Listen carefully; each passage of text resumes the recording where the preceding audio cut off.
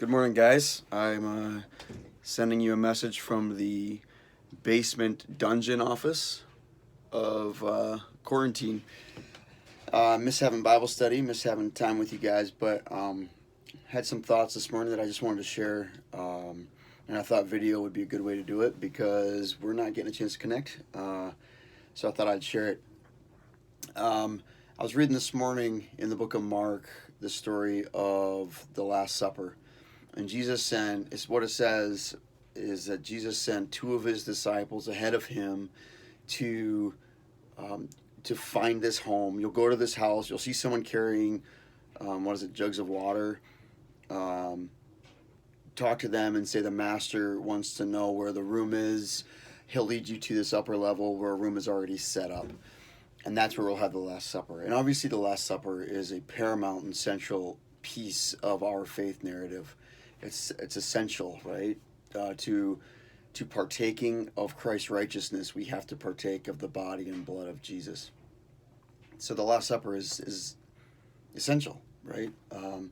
Well, as part of this story, I read this morning for the first time in a different way. During Holy Week, I'm reflecting on this narrative every day, reading a different part of the story.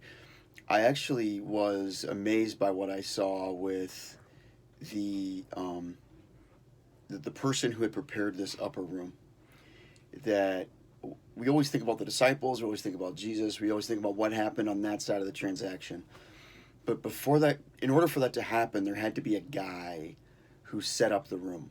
And we don't know if he set up the room for himself and his guests and ended up giving it to Jesus. We don't know if he set it up because God stirred in his heart, do this thing. And you don't know why, but I'm going to show it to you later, and you're going to be amazed. We don't know if he always had the room set up. We don't know if Jesus knew of this guy and knew that he always had a room set up. We don't know the situation. We don't even know the guy's name. All I know is there was this guy on the other side of the story that was essential to this piece of the narrative. We don't know his name. We don't know anything about why he did what he did, but everything about it changed the trajectory of our faith narrative. And it just got me thinking about where we're at right now with the coronavirus, with the quarantine, with the fear that surrounds us and the economy, and you're afraid to grocery shop and you're afraid to talk to grandpa and whatever. It's just everything is tense. Everyone is stressed. But as I read this story, I realize I want to be the guy who's faithfully maintaining the things that God has given him to do. I want to be the guy who, if God stirs in my heart to prepare a room, I want to prepare that room. Because who knows if the maker, the teacher, is going to need it. Just this idea of being a steward of what God has given us. Not knowing tomorrow, not knowing what God is going to do with anything that he gives us. For us to be the kinds of men who steward what God gives us and let him do with it whatever he's going to do. That was just some thoughts that I had today.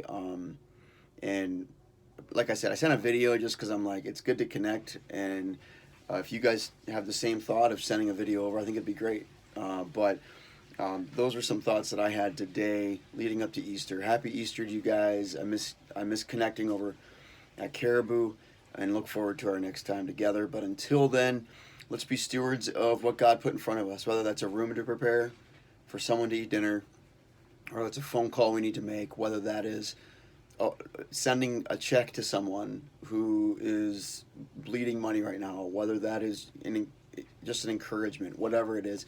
So thanks, guys. Thanks for living life alongside me, and a happy Easter. Have a wonderful Holy Week. I pray that you find rest and restoration in He who is the resurrection and the life.